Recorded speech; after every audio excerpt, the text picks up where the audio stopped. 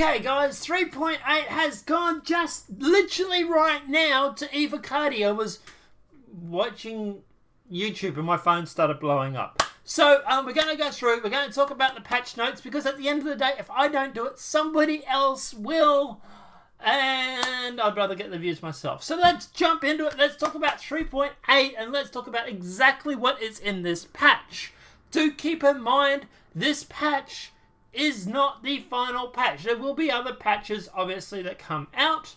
But at the end of the day, it's really, really good that they've gone to Evocati already. Because that means we're looking at maybe a mid sort of launch for the PTU for everybody, and then probably going launch like PU on the 20th, and that'll give them a couple of days before they go on break.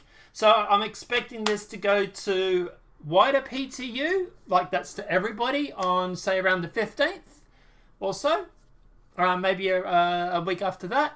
And then obviously it will go wide PTU probably around the 20th, and that will then, like I say, give them until the 23rd, which would be the Monday. So the 20th would actually be a Friday. So yeah, that would give them the weekend just to make sure, maybe. Might even be earlier than that. But yeah, look, the point of the matter is, it's real soon, right? So let's jump into it. Let's talk about what's in this patch, what is coming in 3.8, and let's break it all down. It's strongly recommended players delete their user folder for the public client after patching, particularly if you start encountering old character graphic issues or crashing on loading. The user folder can be found. Blah. Database persistence wipe is yes. Now, I'm not sure if that's just because it's going to the PTU or if that's an actual database wipe. It could actually be a database wipe.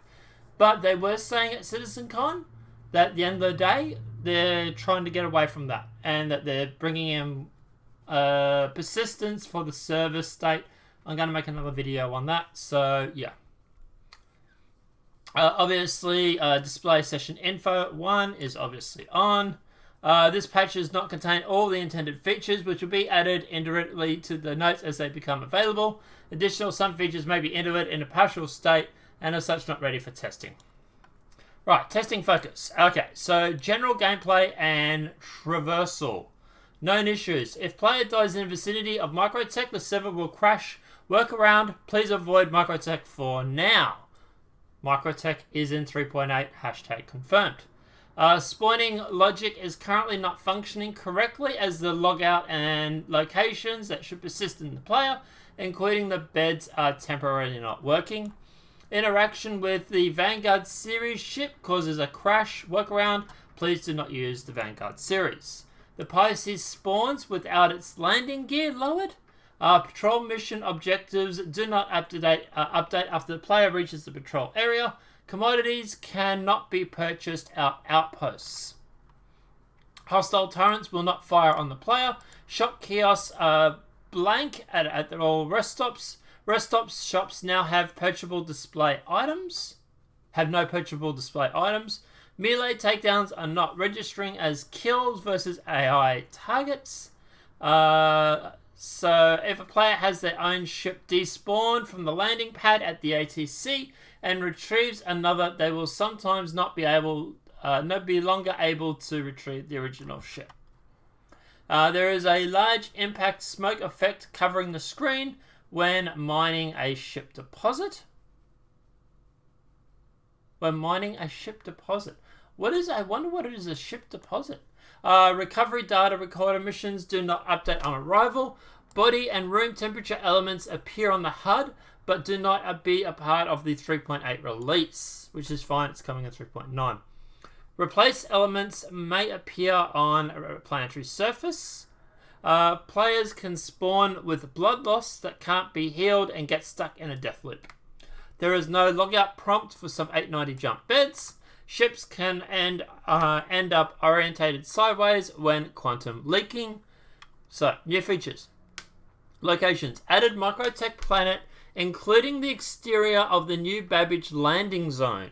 Note, the interior of New Babbage is not complete and is unavailable. The new rest stop interior variants. So that is really, really cool. Players now have the ability to select their initial spawn location when it's their first time logging into the game. So no more everybody spawning at Port Al-Azhar. You now can select where you want to spawn. Grimhex Amethyst has been updated to allow non-lethal melee combat. Gameplay. Added impounding features into the lore system. Players who incur landing infractions that cause their ship to be forcibly despawned will need to see it as impounded rather than stored when they return to the ASOC terminals. Players can see their infraction and either pay to have their vehicle removed from the impound or wait for the vehicle is released. That's pretty cool, but I don't know how it's going to go down in the community. Ooh, yeah. But I like it. I like that idea. I like that immersion. Immersion, as he says with his little pinky in his mouth. Different jurisdictions have different fine amounts and impound times. So that is really, really cool. Added melee combat, including fist and knife fighting, along with lethal and non-lethal takedowns. Players can now use various kinds of melee attacks, including light attacks, tap left mouse, right mouse, and heavy attacks, holding left mouse, right mouse attacks. Directional, left mouse for left, right mouse for right. They can be chained together for combinations. Players can block incoming attack using the left mouse and right mouse together and are facing the incoming direction. In addition to blocking, dodging is also a defensive option and can be activated by double tapping A, left dodge, double tapping D for right, or double tapping S for dodge back.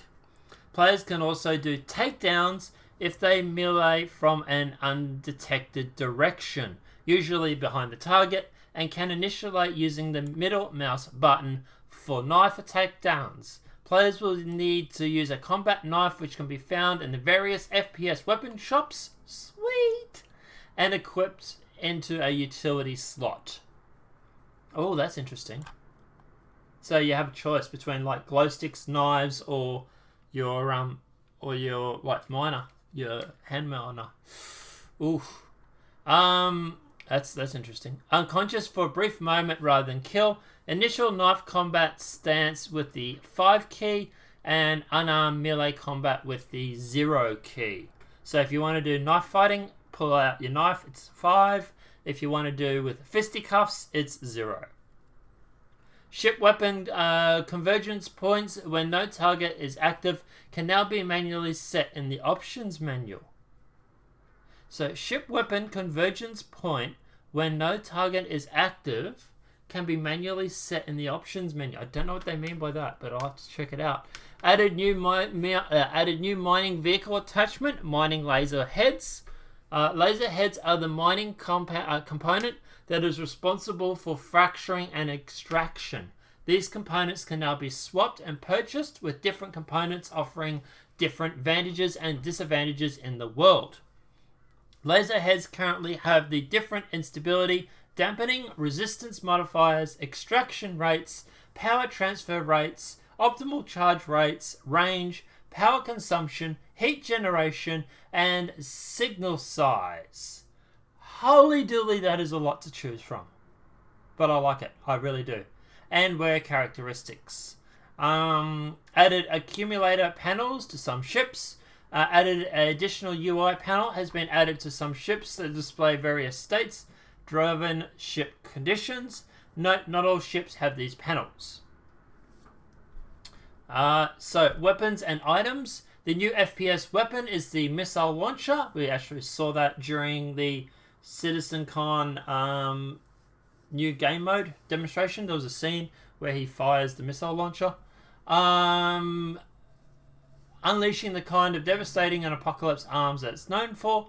So it's once target is locked achieved, the Ammunition launcher fires multiple missiles from its barrels. New FPS weapon is the BEHR P6 ballistic sniper rifle. The Bearing P6LR ballistic sniper rifle more than makes up for the slow rate of fire with the high-powered 8mm round. It's effective from long distance, featuring a scope with various zoom modes and a barrel composed of primary high steel strength alloy that the P6LR was designed to deliver when needed most. Cortec implemented server-side object container streaming. Oh boy. Oh wow. Okay. Feature updates. Characters. Move Miles Eckhart to Lawville at McIntyre and Victoria's Bar. Wonder why they moved Miles Eckhart. So people would have to stop traveling so far, maybe? Increase the speed of most first-person animations.